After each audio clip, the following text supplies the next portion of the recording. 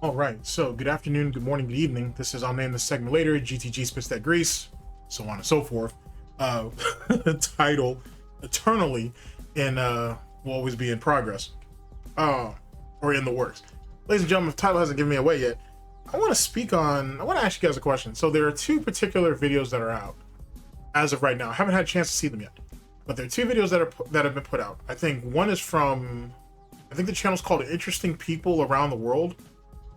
And the other channel is Ludwig World Order. Everybody knows Ludwig World Order. Big ups to them. And they both have DSP videos out. I haven't watched them yet, but one of them talks about the felting of casinos involved in both, right? Because I have people who have watched it and they kind of gave me a bit of an idea, which made me think. And I really should watch them first, but let me put this out here now and think of it as a sample of what could come later.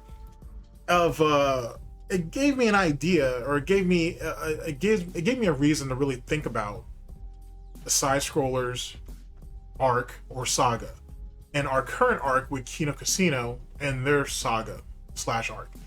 And I wanted to ask you guys a question. If you had to say who was more impactful, or who do you feel dealt the most damage, or who do you think who will have the most long-term ramifications? The side scroller arc or the Kino Casino arc? Which one is it? Now, before you answer, I want to put it out there to you that this is just my thought process. That if you really think about it, the side scroller arc isn't over.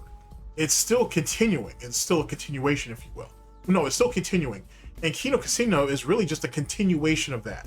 You know what I'm saying? So I'm not trying to side with either one. I'm just trying to say that the groundwork that Side Scrollers has laid out is what birthed Kino Casino. And they took the ball and they were able to build off of it. They didn't just run with it. They didn't just flow on the beat.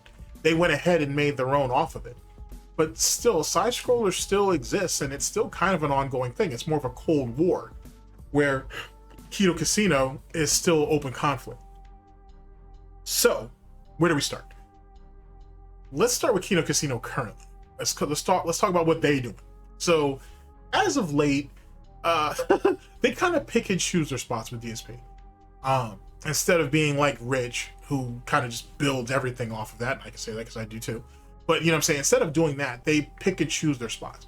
Talk about a bunch of different stuff. If there's a DSP segment that he's done over the last couple days, they find it's interesting, they put it in. If not, if he's boring, if they don't care, they can wait till another show, or they can just be disregarded altogether. But they do point out situations that are DSP adjacent.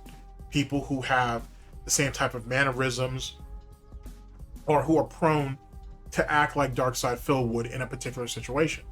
So they're still finding a way to continue to keep the interest up in the casino without directly focusing on DSP, so to speak. You've seen that they've literally outplayed him in all facets, I should say.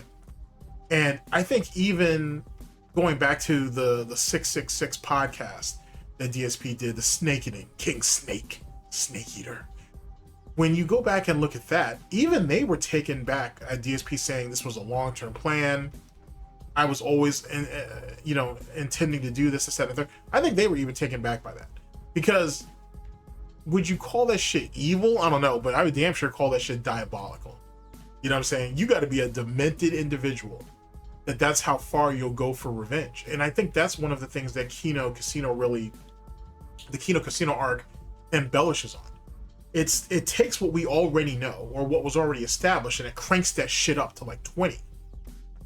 Because not only is DSP monumentally lazy, but he'll come up with stories. He'll either tell you what's really going on with him and then lie about it later, or he will allegedly invent shit, just diabolical, just inhuman shit, so he can get sympathy, so he can keep you in pocket, so he can keep bleeding you.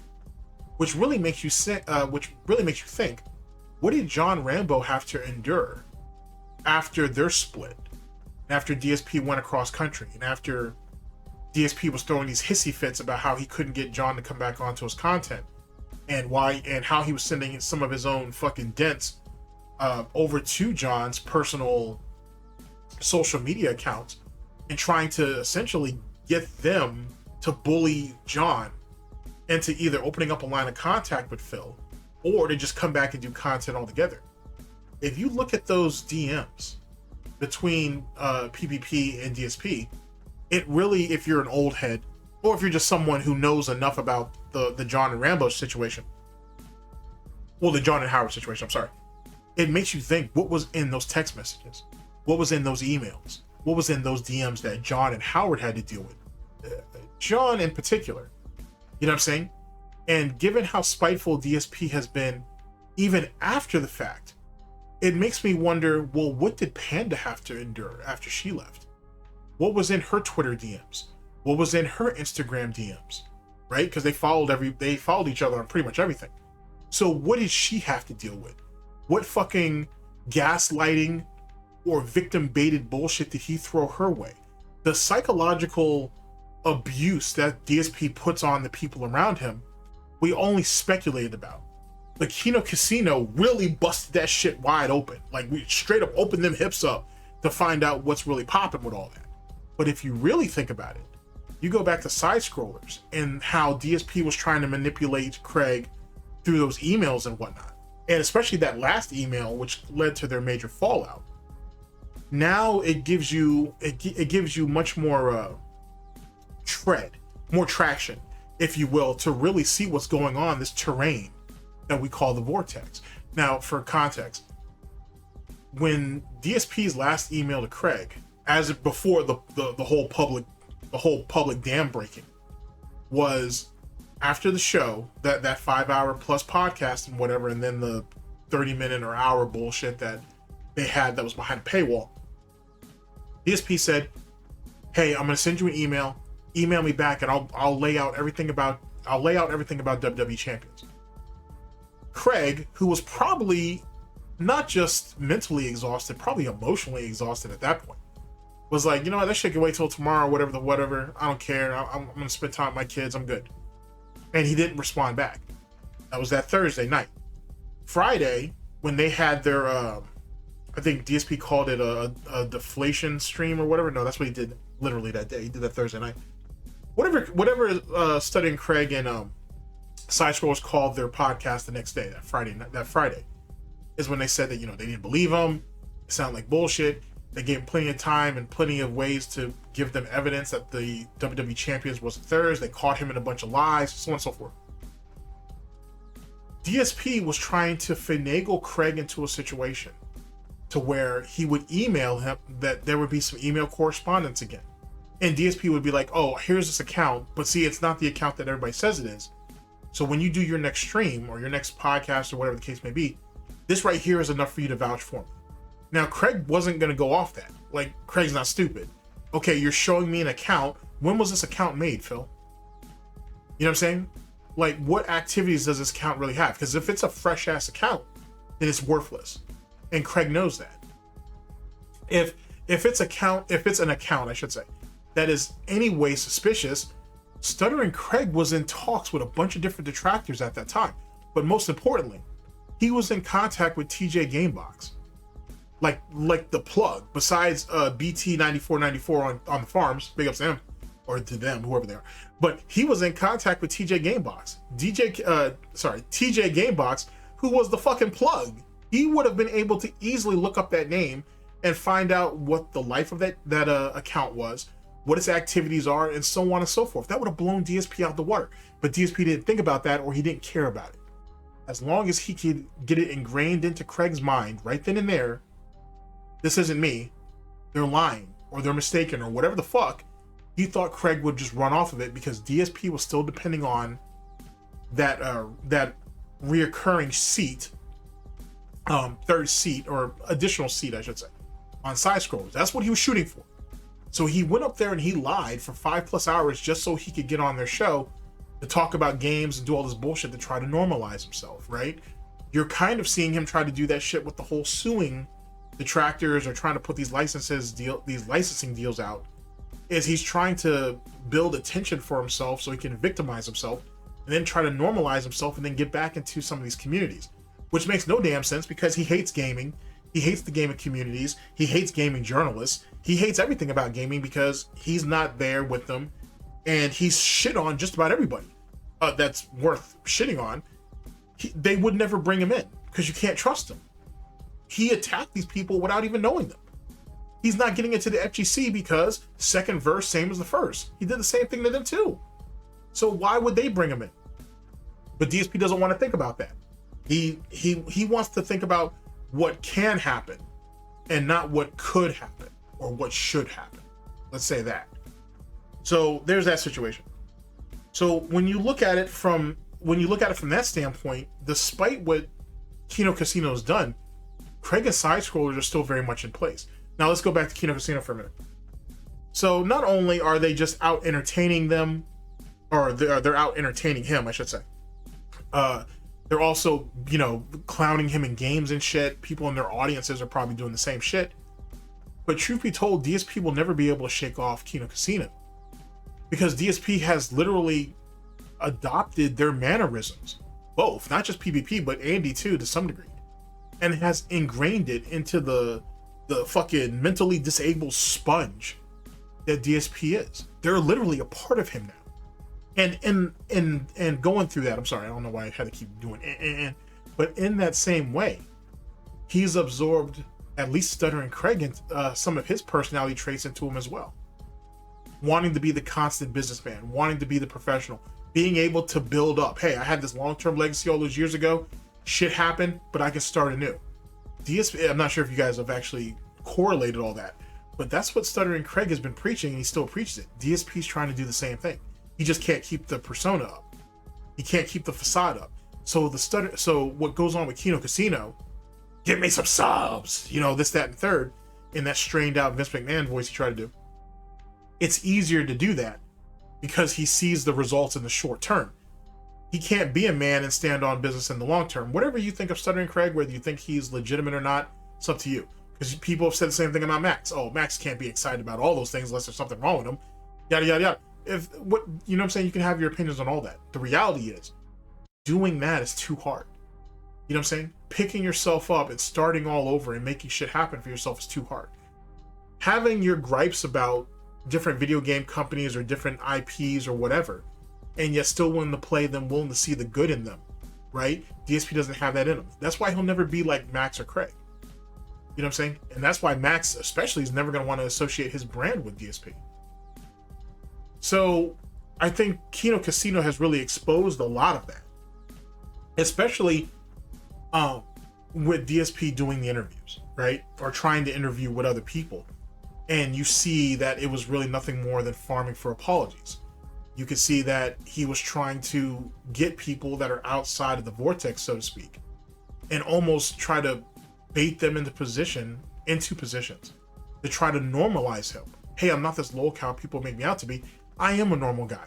You've been around me a certain amount of time. You should know. Ptolemaeo is a fucking great example of that.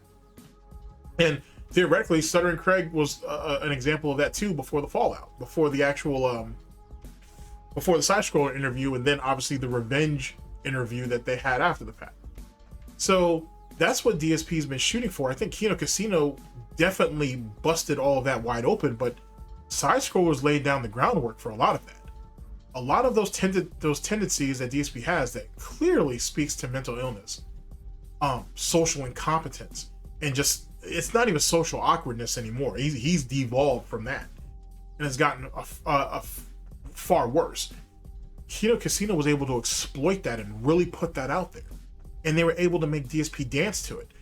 So if you really think about it, if Stuttering Craig and side scrollers were willing to play along a little bit longer, who knows what kind of silly ass antics they could have made DSP do. Now, I don't mean in the exact same way as what Kino Casino did or what PPP did, having to prance around like a bitch and all that bullshit. I don't mean that.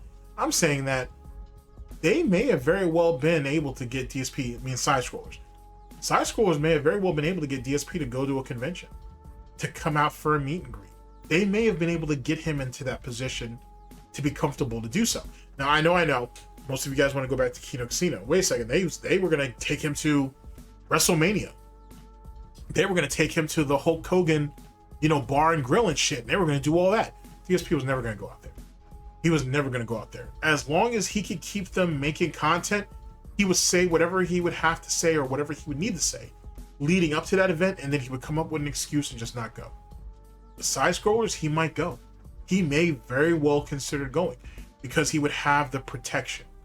He would have the protection of everybody in side scrollers and all those normies, so to speak, that he may feel confident enough to do it. Now, granted, you could disagree on that. You may feel like, nah, he'd never do it. And you may not be wrong. And I may not be right. But I would say that if there was ever a situation where the possibilities would be high for something like that would be it. I honestly think that would be it. I don't look at Stuttering Craig and side scrollers as a failure. I feel that they laid down the groundwork so it could be built upon by those who come after us, which is something that we as detractors, trolls, haters, and critics should want to do. But that's a personal thing on my end.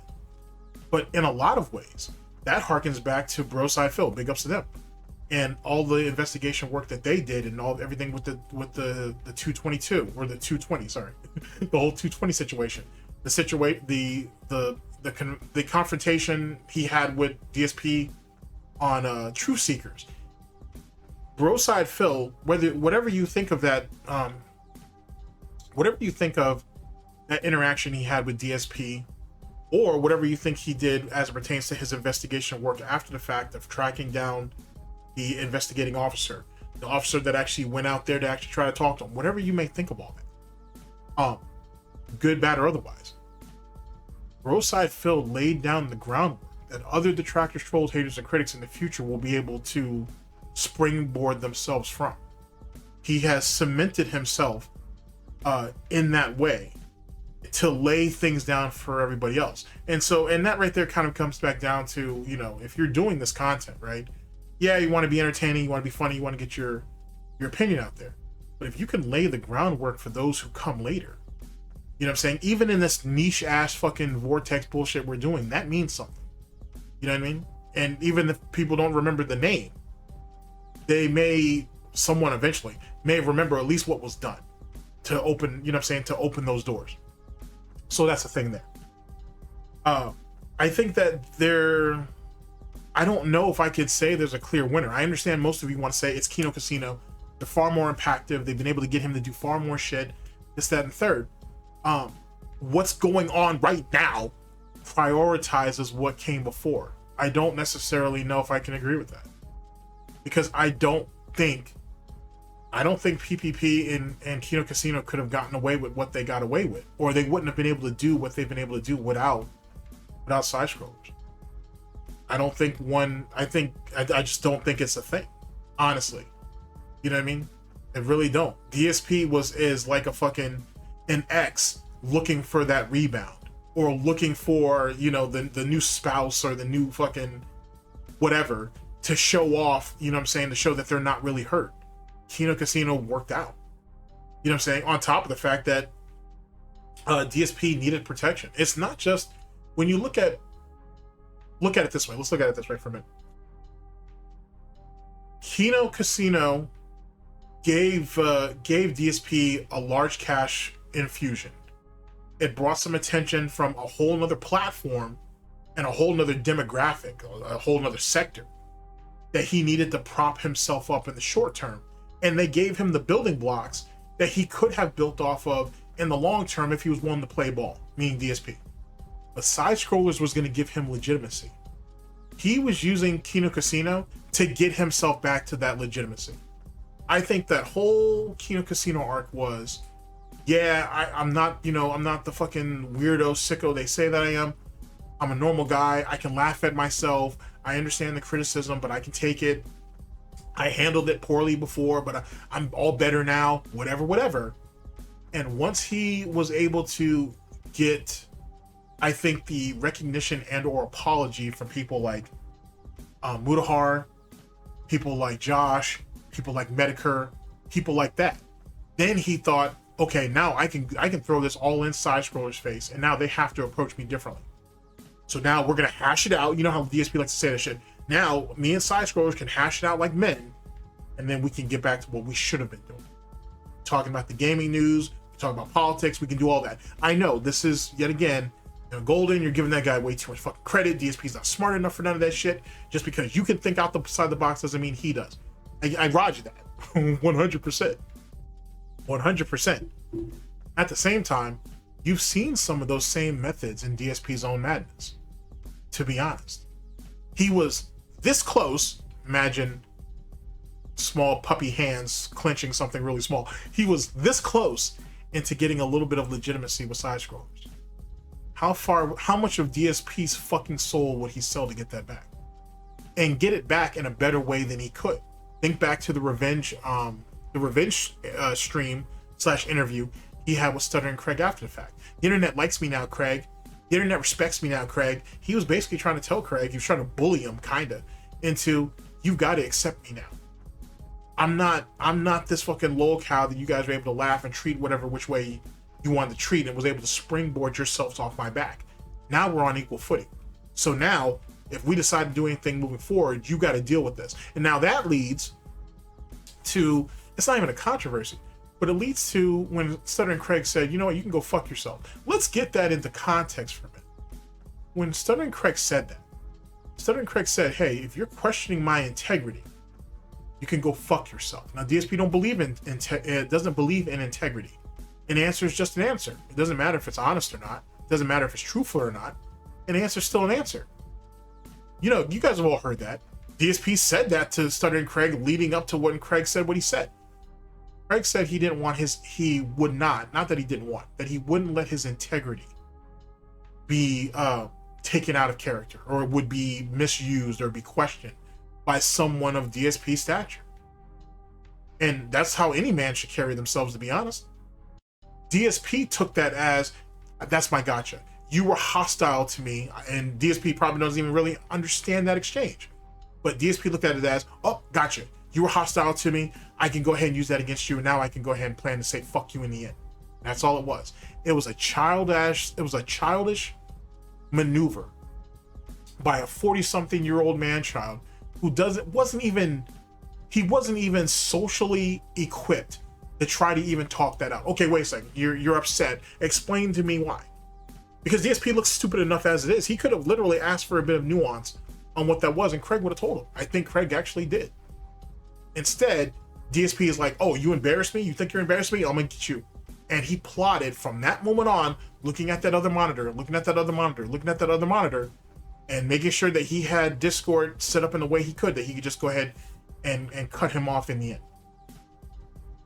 That pettiness, that resentfulness is exactly what fucking Kino Casino ended up riding off of, or ended up building upon, I should say, later on down the line. You saw that with the fucking Review Tech USA thing. Now that I think about it, I'll name the segment later for that, where me fucking raging out over, I thought it was bullshit, that Rich didn't do anything. It was, you know what I'm saying, he wasted that opportunity when him and DSP had that interview thing. But I don't know if I actually went over that segment yet. I need to do it. I'll put that on the list. I'll do it in the upcoming week or whatever. It's only like 45 minutes worth of fun. So I'll pull 3 hours out of it, as I usually do, and then we'll be done. So so something along those lines. But I need to actually do that. But same situation. That same pettiness that you saw during Side Scrollers, you saw it over there with Kino. You just saw it embellished far more. You know what I'm saying? It was exacerbated a lot more.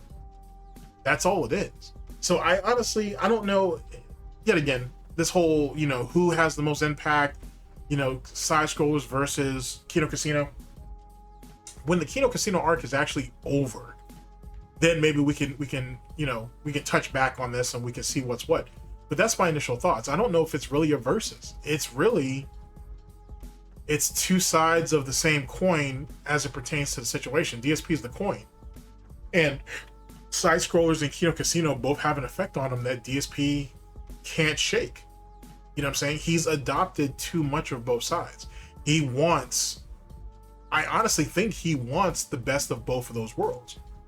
Being able to have the aggressive begging, right? And then trying to play it off as a joke and people showering him with money, but also have the legitimate, and also be able to react to other content creators who have reacted to him, or clap back, or whatever the fuck you want to call it, and be able to do that, but also have the legitimacy of the mainstream.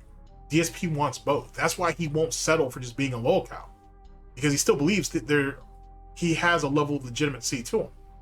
Now that he's had a taste of both, or he's definitely indulged himself and gorged himself in the Kino Casino shit, but he never really got the side scrollers. He was close, but he wasn't close enough. That's the legitimacy. That's what DSP's always wanted. You know what I'm saying? All DSP needs is the backing. You know what I'm saying? And no matter how radical you may consider that viewer base or that fan base that the Kino Casino has, it's numbers. It's numbers and it's money. And it's enough to prop him up and make him enticing to anybody else that he may interact with, at least in the short term. And if he could just monkey bar from one thing to another after that, then he will. So I don't know if there is a clear winner between side scrollers or Kino Casino, to be honest. I don't know if that's really a thing. I know there are prominent things that happen during both of those situations, and I think they both need to be, I think there needs to be I'm gonna put it out there. I honestly think that with Kino Casino for especially, there might need to be a top 10 moments. I don't know if you want to call it top 10 worst moments, I guess, is a thing still, but I mean, you could just have a top 10 moments, if you will, of the Kino Casino arc. I think that's a thing. I also think there should be an individual countdown just for side scrollers as well. Because, like I said, I don't think Kino Casino would have made it as far as it did without what side scrollers laid down. And yet, I still think there's value in both. I think that might actually need to be a thing. I may make a video on that. Talking about that and see when I might run that idea by Proper and see what he thinks about it, if it has any validity. Hell, I could actually just consider just sitting down, maybe doing it myself, I guess. Talk to Diggs. I'll talk to Asian GTG and we'll see if we get. We'll see. Well, but I definitely, if I can pass that along to far more talented people, then that's a thing.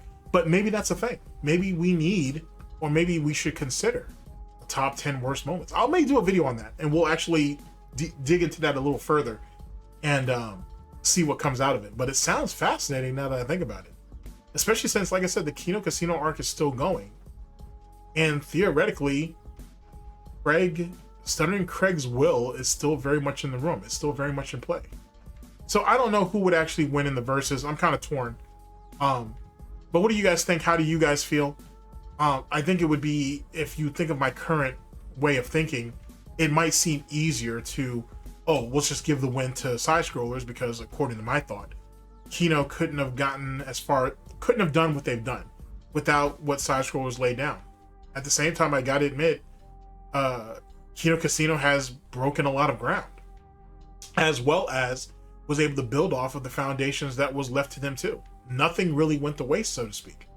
Anyway, that's me thinking a little bit deeper than I need to, but what do you guys think? How do you guys feel? Ladies and gentlemen, thank you very much for listening in. I very much appreciate it. And this is, I'll name this segment later, GTG Spits That Grease. Just a thought. Whatever you want to call it. Take care of yourselves, people. Later.